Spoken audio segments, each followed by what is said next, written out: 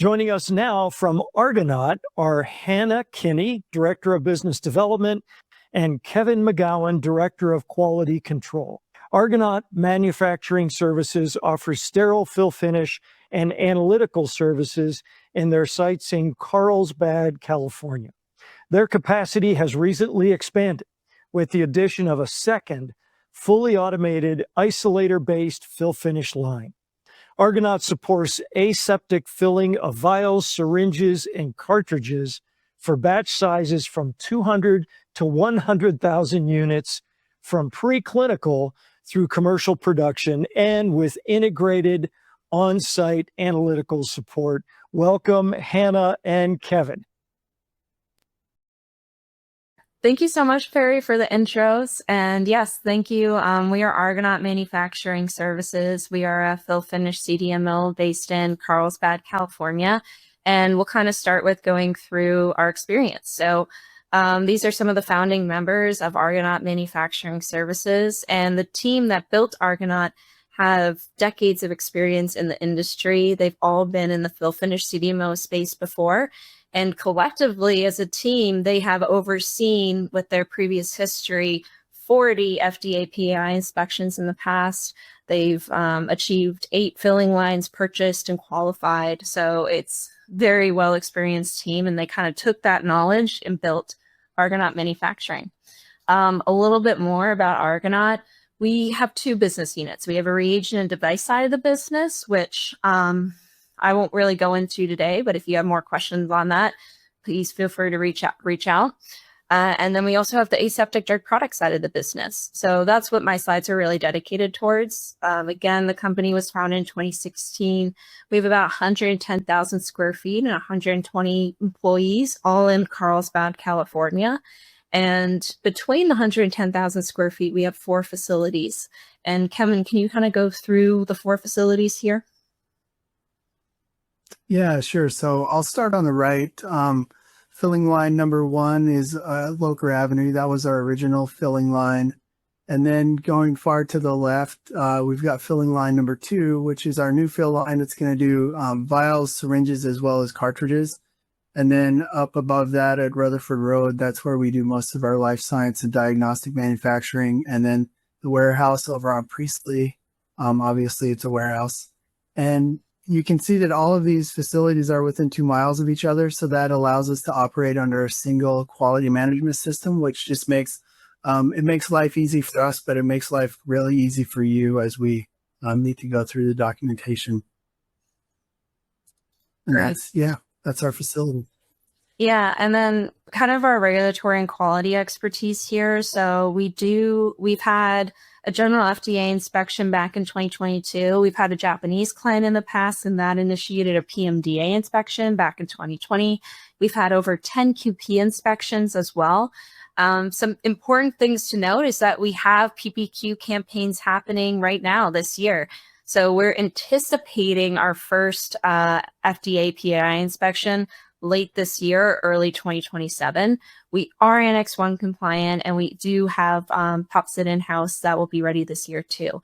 So those are just some key takeaways that I think are important for the audience to know. And kind of going into some more exciting parts of our deck are our core capabilities. So we have a nice little slide here that goes through the formulation process that we have at Argonaut, and I'll let Kevin, if you're open to kind of speaking to this. On the right side, you can see what compounds we do work with in yellow. That makes it nice for you so you know what you can bring to us. Generally, most biologics, small molecules, peptides, nucleic acids, and vaccines. And then we do some ophthalmics and some other adjuvants and lipid nanoparticles. Then on the bottom in blue, you can see that we obviously don't work with cytotoxic or anything that's a safe bridge category 4, as well as sex hormones or viral products. Then on the left side, you can see our formulation to sterile filtration. We have 3 formulation suites, 1 for line 1 and 2 for our filling line number 2. And we also have an explosion rated formulation room that we use for LNP products. That's over at also filling line number 2. And then all the equipment that we use is single use. And so that just prevents cross-contamination, again, making things easier and cleaner for you. And then we're in the process of certifying our post-sterilization integrity testing, so the PUPSIT unit, and that's going to be in 2026, which allows us to comply with Annex 1 regulations. Yeah, thanks, Kevin. And another thing I want to point out too with this slide is we've done over 100 different client programs to date, and these are the kind of the variety of different compounds we've worked with. So I always like to mention that. And this is a nice slide. I'm not going to spend too much time on this, but if anyone is on the line that is not familiar with isolators and the importance of them, this is a great slide that kind of talks about that. You can kind of see some key differences here, but what an isolator is, it's a completely closed and sealed system. And it's the safest way to fill drug product right now. There's other ways to fill drug product and things called RABs, restricted access barrier. And you can see the benefits of filling inside of an isolator. It's just safer. Bioburden reduction is a 6-log reduction rather than 3 or 4 logs. So this is a nice slide that kind of goes through that. At Argonaut, we only fill with inside of isolators. So again, isolator-based filling technology. These are the 2 lines that I'm going to talk about more in depth today. We have aseptic filling line number 1, which Kevin kind of showed on that map, and then aseptic filling line number 2, which is our newer filling line that we're currently adding right now. Similarities between these 2 lines, they're both isolator-based. We only fill with an isolators here. They both have 100% non-destructive weight checks. They both have robotic handling, and they're both designed to give as much product back to the client as possible. And I'll kind of talk about that today as we go through these slides. So aseptic filling line number 1, again, is isolator-based, and it's our smaller filling line. It's a one-headed filler. It can do up to 20,000 units, but it's also done as little as 100 units. So it can really vary and do a wide range of batch sizes.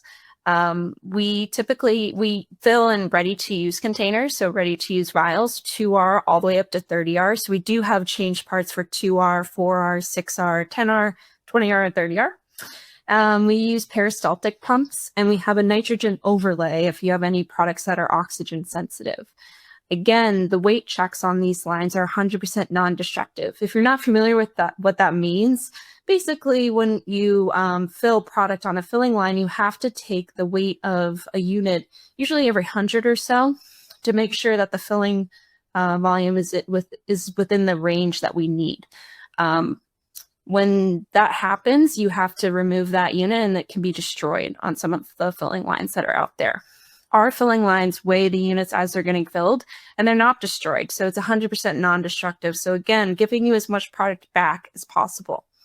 Our lines are also designed in a way to kind of segregate the different aspects of the filling. So when we fill it, it will be filled under one-headed filler, and then it will go to a capping system. This capping system is segregated from the filling, which is great because capping can result in kind of particulates to happen. So you'll want to kind of segregate that from your overall filling. And you'll see later on in my slides why that's important, but it results in better visual inspection statistics. So we'll talk about that a little bit later. The line, again, is designed to give as much product back as possible. So it's a one-headed filler, and it has very low line loss, under 25 mils of line loss. And the sterile filtration, if you include that, you'll be usually maybe 100, 120 mil line loss and filter holdup. So that's a little bit about aseptic filling line number 1. Aseptic filling line number 2 is our new line. So this line's going to be ready Q2, Q3 of this year. And it's an Optima filling line. It's a 4-headed filler. And this will be able to do 80,000 2R vials. Now this line, compared to filling line number 1, can fill vials, syringes, and cartridges. So it's a flexible filling technology. You can fill all those different containers on one filling line, which is really nice because I've worked with clients in the past and they start off in a vial, but ultimately they want to be in a syringe or cartridge later down the road, and they don't need to change filling lines in order to do that. So it's really great. We utilize a peristaltic pump on this line again, and also can do nitrogen overlay, 100% non-destructive weight checks again, and very low line loss. You kind of see this off to the left again. Just because it's a 4-headed filler and it can do up to 80,000 units, we can do as little as, a couple hundred to 1,000 units on this line. So if a client came to me and said, oh, Hannah, I only need 1,000 unit syringe filled, I don't want to lose a lot of product, we can reduce this down to a 1-headed, 2-headed, or 3-headed filler to try to give as much product back to the client as possible.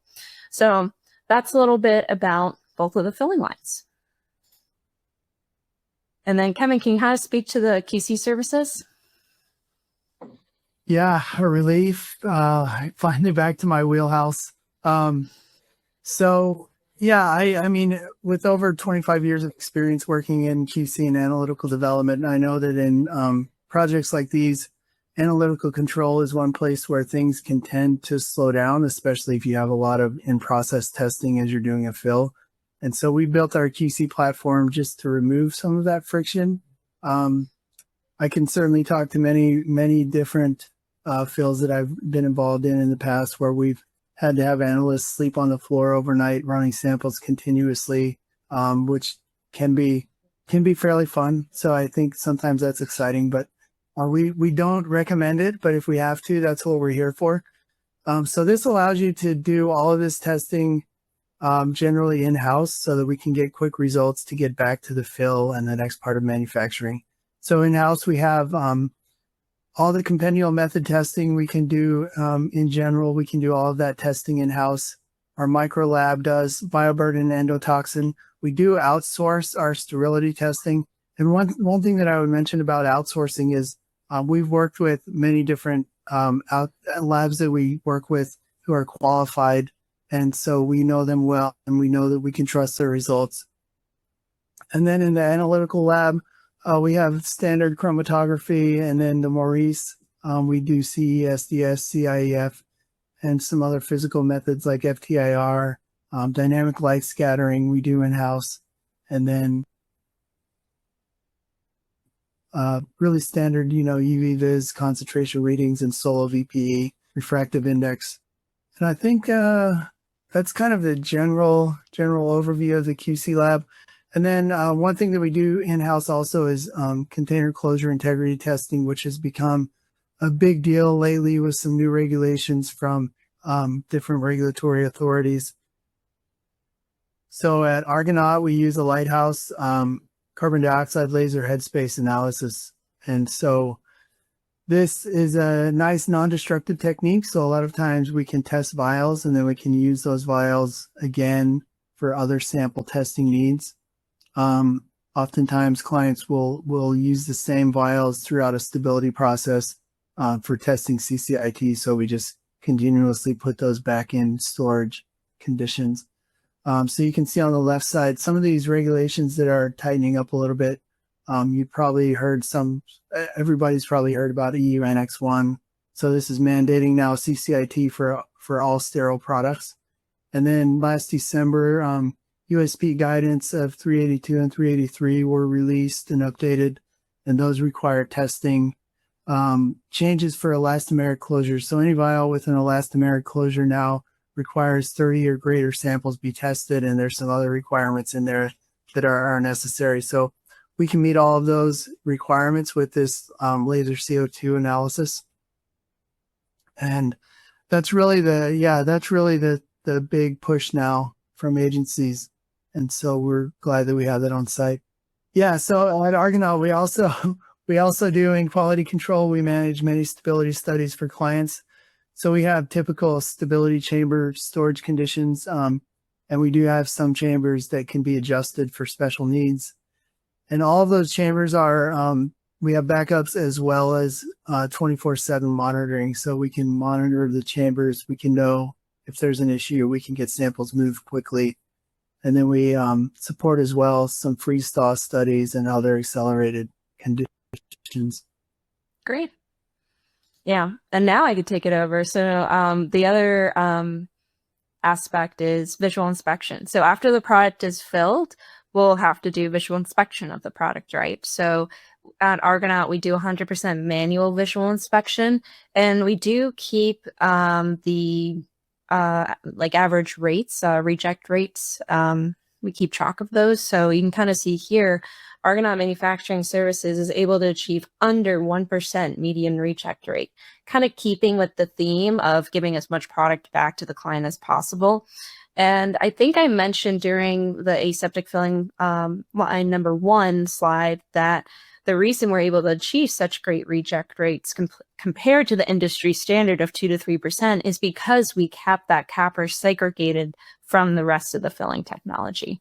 So that's why we're able to achieve such a great reject rate here. My last few slides kind of go into logistics. So once the vial, syringe, or cartridge is filled, visually inspected, now it has to be shipped out, right? It has to go to the patient. So how does that happen? We at Argonaut will do the secondary packaging. So we'll take the vials, syringes, or cartridges, put them into bulk shipping boxes, do a tamper-proof indicator on the outside of each of those boxes, and then ship it under whatever storage condition you need it shipped at. We also do have phase 1 simple labeling capabilities here. So if you just wanted English text and a black ink individual labeling of the vials, syringes, or cartridges, we can do that as well. And we can talk through those options here at Argonaut. And then project timeline. So a lot of clients ask me, okay, how quickly can we get on your calendar? What's the soonest we can fill our product? So typical turnaround time once we have a signed proposal is 3 to 4 months. So we typically turn around fills quite quickly. We can also expedite that a little bit. It's very project to project specific. This kind of gives you a good outline of what takes time. So usually when a project is signed, we'll work through the tech transfer process together. We'll start writing the master batch record together. We'll do the QC services and transfer of those methods. Kevin, can you kind of speak to how long transferring methods can take? Yeah, sure. So like everybody likes to hear, it kind of depends. So it depends on how many methods and which method you're going to run as to how much time it takes. But in general, we can transfer a method in 4 to 5 weeks. We can have the method transferred and a report written.